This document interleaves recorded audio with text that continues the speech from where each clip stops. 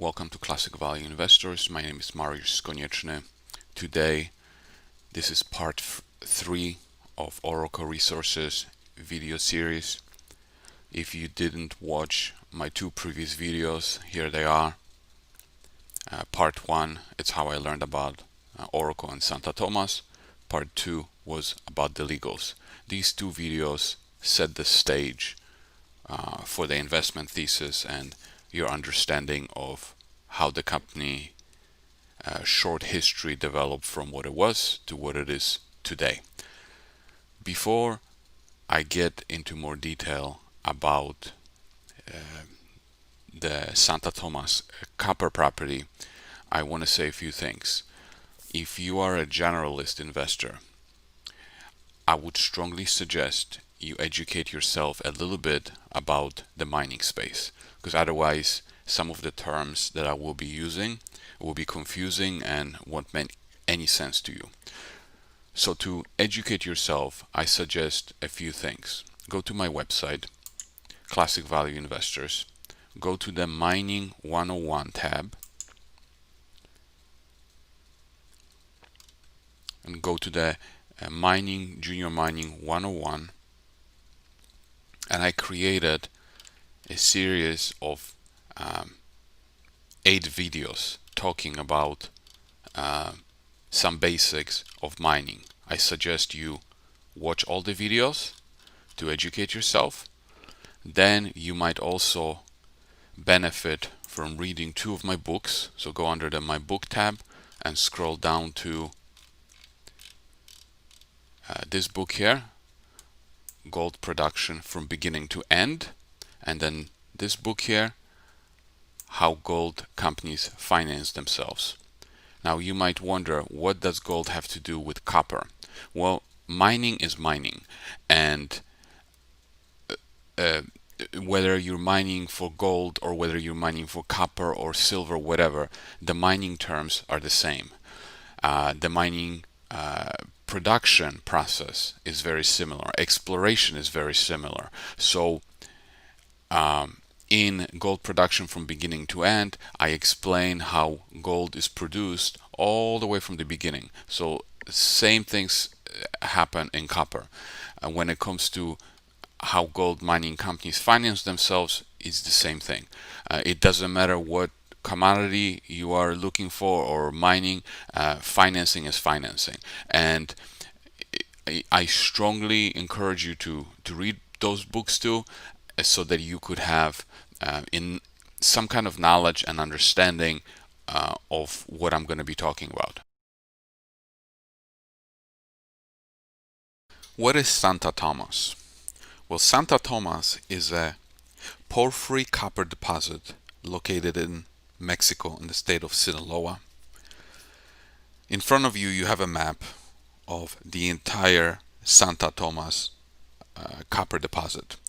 It consists of Santo Tomas core concessions, which is the orange, and then Santo Tomas peripheral concessions, which is everything around it. If you listen to the legal video that I made, the legal battle was all about the orange, the core concessions. It was not about the peripheral concessions. The peripheral concessions, Oroco was acquiring it over time, and now that it became a rightful owner of the core concessions, it was able to put all of it together. And this is very much would be an interest to any sort of big mining company, because having a larger area allows or gives possibility for exploration potential and expansion of the core concessions. The reason why Oroco was fighting a legal battle over the core concessions is because this is, at this point, the most valuable piece of the entire property. Because this area here, if you can see those dots, these are drill holes, and this area has been tested with about 90 drill holes, which are listed individually in the technical report that is on Oracle's website. Based on these historical drill holes, we know that Santo Tomas copper project is huge. We know it's very valuable, and that's why we can put some kind of value on it. So Santo Tomas is not some kind of exploration play where someone says to you, here's a piece of land, let me take some of your money and I promise we will find something. We already know that Santo Tomas is huge. We already know it's valuable. So therefore it is not an exploration play at all. Now, how big, how much copper is contained based in this deposit based on these 90 holes? And depending on who you ask, you will get different answers. And here's what I mean. If you go to the company's presentation and you scroll down to page number 11, you will get the summary. And if you scroll down a little bit further, you will get some numbers. You will see that at a cutoff point of 0.15%, there is 822 million tons of rock grading at 0.322% of copper. And this gets you to about 6 billion pounds of copper. 6 billion pounds of copper at the current copper price is about close to $16 billion worth of copper in the ground. So ask yourself this question. $16 billion worth of copper in the ground. Do you think this is something that major mining companies would be interested in? I think so. This is some serious money. Now, according to this presentation, this deposit has about 6 billion pounds of copper. If you look at some other sources, for example, this is a letter that I found on the internet by John Thornton, who was the author of some of the technical reports. In the past, as you can see, the date here is February 2011. He was talking about how there is not 6, but 10 billion pounds of copper equivalent. And then he was even mentioning a number of 14 billion pounds of copper. If you look at a comment that was made on one of my on part 1 video, you'll see that someone said that actually Oroco has closer to 9 billion pounds of copper. So why are there such discrepancies? The reason for this is simply that this resource is historical, and then the regulators constantly change their mind as to what historical data can be classified as what.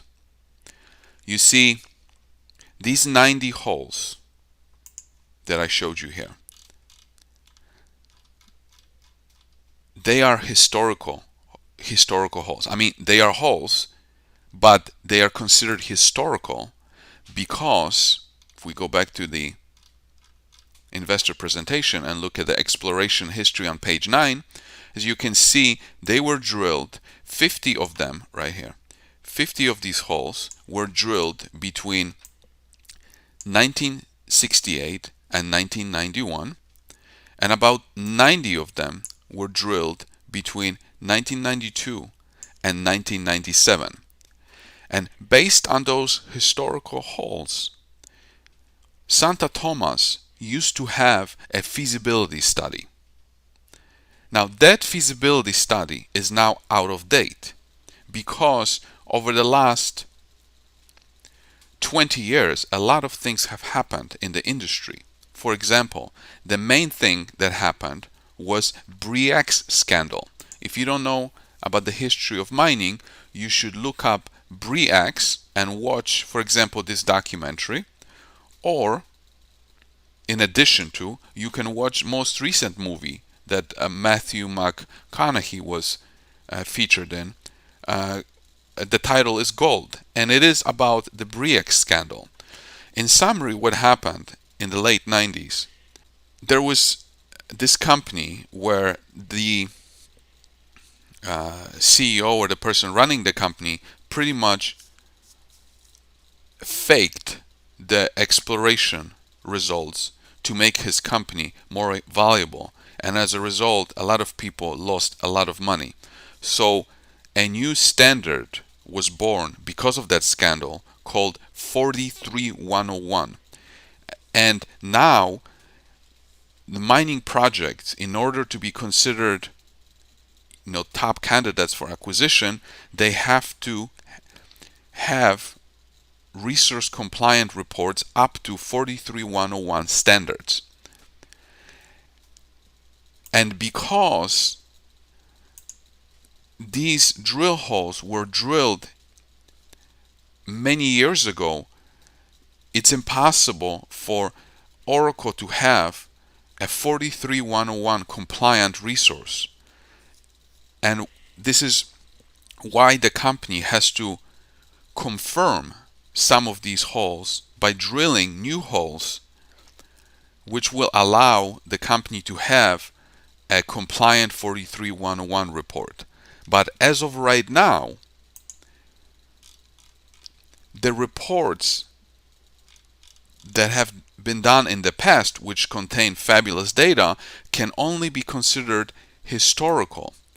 And this is why when you look through the company's presentation or press releases, you can see word historical hundreds of times throughout these reports to make sure that investors don't confuse it with a 43 compliant report.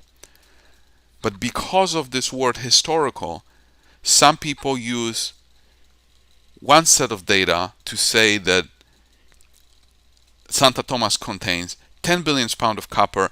Others use something else, and it says that it's 9 billion, and Oroco in its presentation is using 6 billion pounds of copper because it has to be very conservative to make sure that it is not in some kind of violation with the regulators.